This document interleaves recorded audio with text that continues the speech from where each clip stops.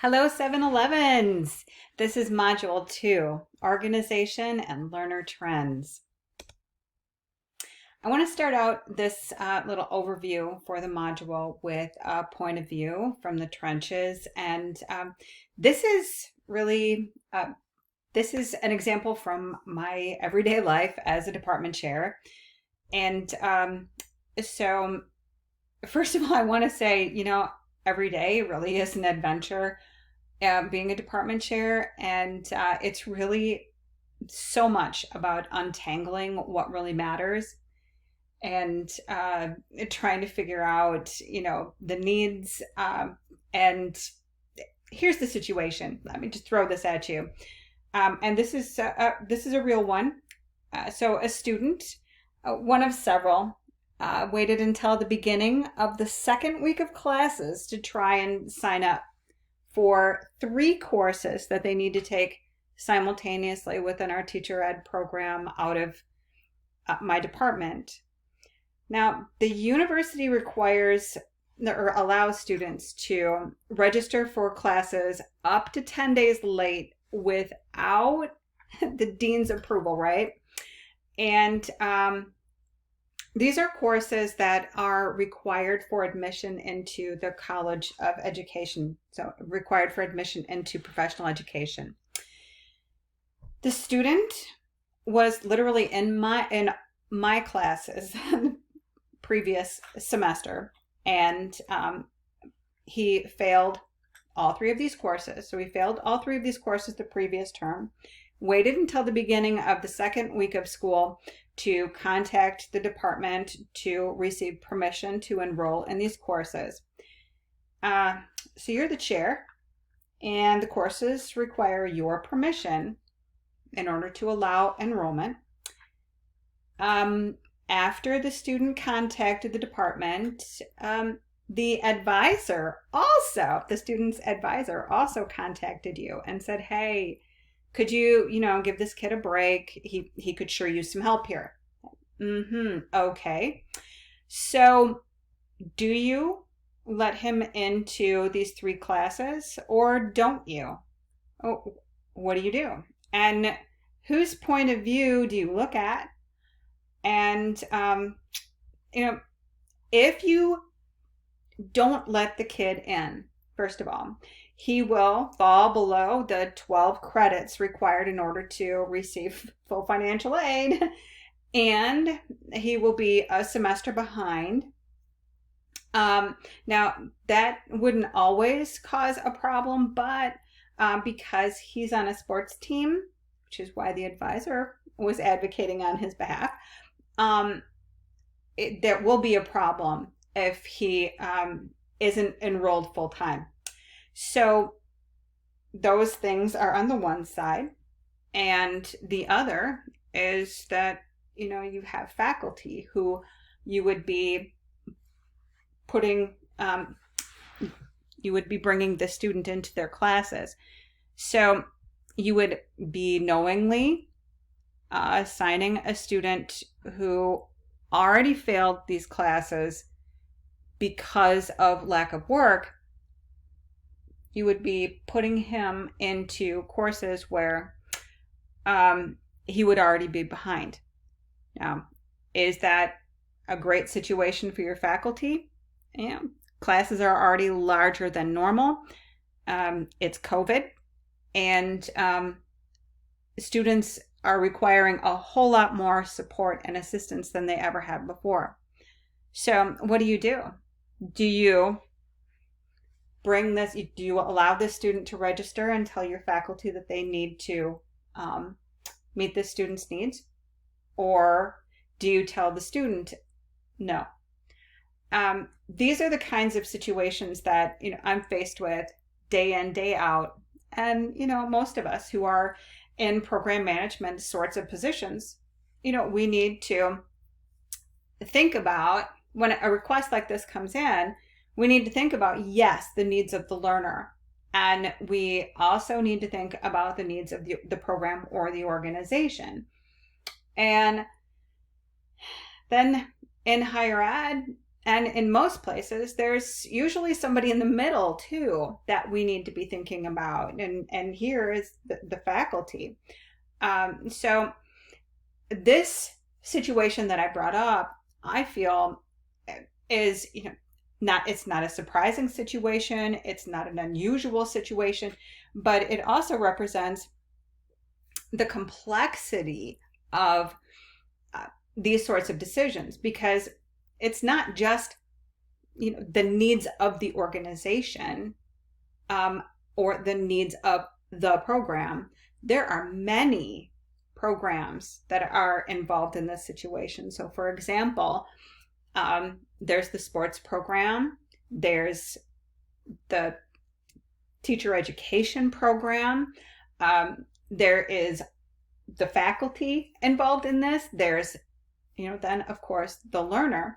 But the other thing that we also have to consider is that when I assign my faculty to work with students who I know are going to require additional support, that doesn't just affect that learner that I'm placing into the class. It also can affect other students in that class, because the more time the faculty member has to work with this student, the less time that they have available for other students who, were in class in the very first day. So in this module, we're going to be talking a lot about these two major questions. What does my organization need? And by organization, I want you to consider any of the stakeholders that are involved. And then what do my organization's learners need? So those are the two driving questions here in this module. And these have really strong connections with your course, with the overall course objectives.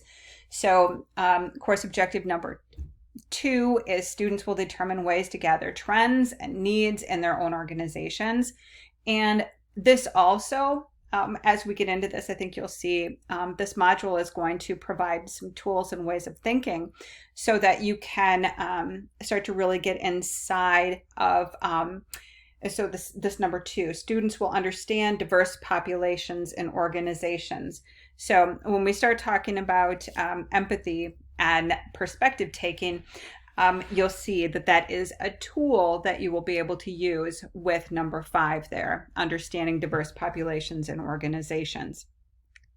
More specific to the outcomes for this module, within this module, you're going to be engaging with design thinking and the design thinking process. And you can probably tell from the energy that just picked up there. Design thinking, I love it. I'm so psyched about it. I'll get to that more in a minute. And that identify more than one way that an ILDT professional can understand the learner and business needs at their organization. Explain the importance of gathering needs of the larger organization and its diverse learners. Determine differences between learners, and apply the needs of the organization and learners to learning and emerging technologies. So, as I alluded to in the opening there, we're going to be thinking about balance, and we're going to be thinking about, like I said, needs of the organization, needs of learners, and we're going to approach that through design thinking. And I'm betting that most of you have heard about design thinking. Here is the connection to balance. So design thinkers strive to balance what is desirable from a user's point of view with what is feasible from a technology, from feasible with technology, and viable from a business factor's perspective. So you can see that there's going to be a lot of juggling and negotiating. So design thinking. I attended an amazing week at the Henry Ford Learning Institute working through design thinking, learning all about the design thinking process, becoming certified to teach the design thinking process. And it was fabulous and amazing. If you have a chance to look up the Henry Ford Learning Institute, they do a lot of really great things there.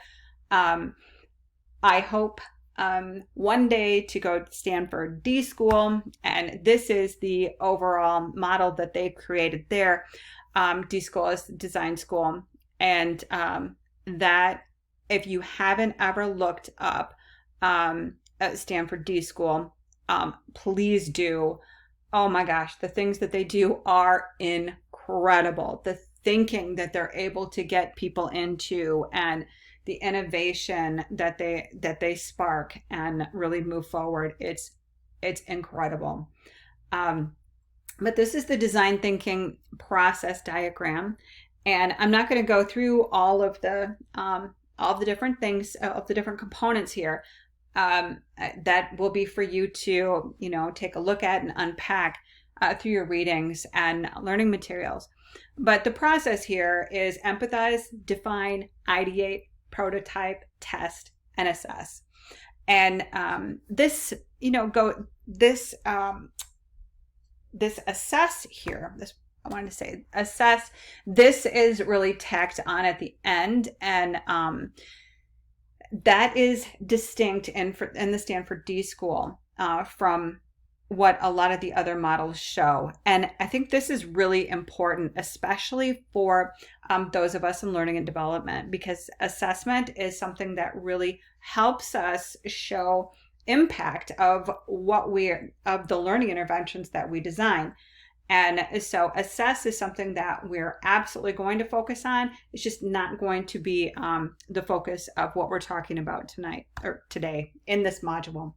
So what is it? What is design thinking? Design thinking focuses on users and their needs, encourages brainstorming, prototyping, rewards out of the box thinking that takes wild ideas and transforms them into real world solutions. And this, had I not been at one of the intense workshops, I would have thought, that sounds really corny. That sounds like, right.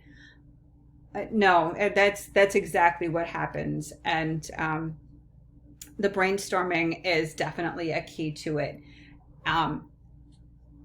Trying to get as many ideas as possible, and going through with true brainstorming practices, meaning not crossing off the list any ideas when you're trying to work through that ideation process. That's really, really important. So you're going to be working through that in this module, and I want to leave you with just a few things here. So as I said, there are steps in this design thinking process, and this is a model that I keep up on my wall because it helps remind me of some of the real gems behind these different steps. And the first one is empathize, and the best designs are human-centered. So you're really thinking about getting inside of that human mind, that human experience. It's so important. Define. Framing the problem is the foundation to design.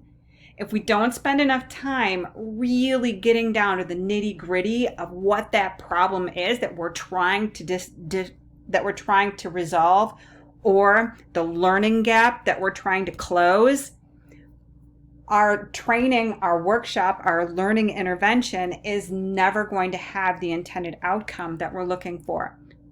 Problem framing is so important. Ideate. Innovation is born from the clash of ideas. Ideation is not just about everybody throwing out cool ideas.